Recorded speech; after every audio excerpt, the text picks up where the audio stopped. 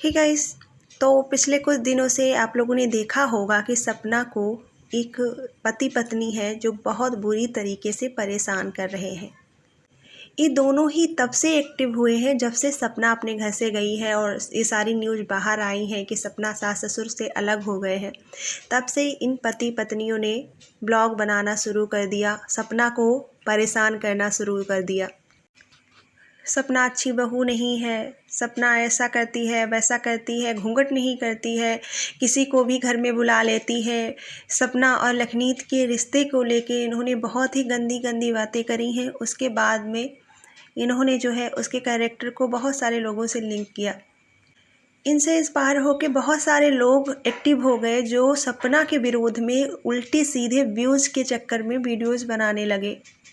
आज फाइनली सपना इतनी परेशान हो गई, उसने अपने ब्लॉग में कहा कि वो मेंटली इतना परेशान हो गई कि आज उसके मन में सुसाइड करने वाले ख्याल आते हैं। अगर उसके साथ कुछ भी ऐसा गलत होता है तो उसके जिम्मेदार ये दोनों पति पत्नी ही होंगे। उसके बाद से पति पत्नी का जो राज है खुल के सामने आया है कि इनके पीछे किसका हाथ था, कौन ये सारी चीज़ें करवा रहा था, किसकी वजह से इन लोगों में इतनी हिम्मत आई कि इतना बढ़ चढ़ के किसी लड़की के कैरेक्टर पे बात करने लगे, किसी की पर्सनल लाइफ के बारे में इतना बात करने लगे।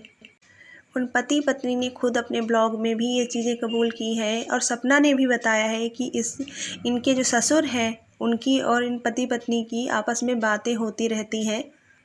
दोनों लोगों का आपस में कांटेक्ट है। इसका मतलब तो यही है ये सारी चीज़ें सपना के ससुर करवा रहे थे। अगर नहीं करवा रहे थे तो इतनी चीज़ें बढ़ गईं, उन्होंने इस चीज़ का विरोध क्यों नहीं किया, क्यों नहीं कहा कि उनकी बहू को इतना बदनाम क्यों कर रहे हो। क्या ससुर इनके सच में सपना को बदनाम करवाना चाहते हैं? अगर करवाना चाहते हैं तो इसके पीछे उनका क्या उद्देश्य है? क्यों वो अपनी बहू को इस तरह से इतनी बुरी तरह से जो है बदनाम क्यों करवाना चाहते हैं? क्या उनका फ़ायदा है इस चीज़ से?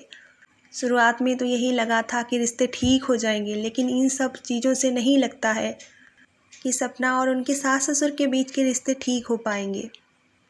आप लोगों का क्या विचार है? अपने विचार हमें कमेंट में ज़रूर लिखें।